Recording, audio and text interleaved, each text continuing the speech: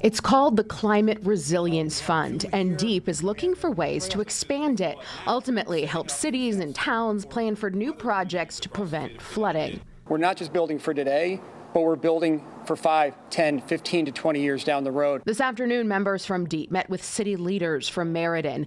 They toured the Meriden Green, 14 acres for walking, biking, and enjoying outdoor music, but its real purpose is a flood control project. Flooding had plagued the city of Meriden for well over a century, and the city of Meriden several decades ago recognized that we need to do something about that.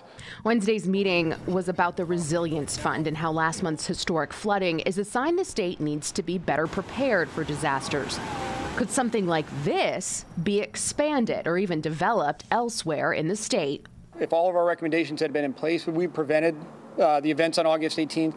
No, but we could have mitigated the damage that did occur. DEEP is calling on cities and towns to see what they need to do to prepare for a natural disaster, learn where the greatest needs are, and then help them plan.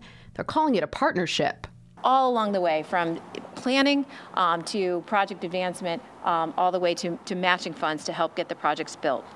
DEEP says climate change is having major economic impacts on Connecticut communities, and they're not just looking for solutions to flooding issues. Extreme heat is another that we're looking for input on how we can support communities that are trying to protect their citizens. They're also holding 2 public meetings next month.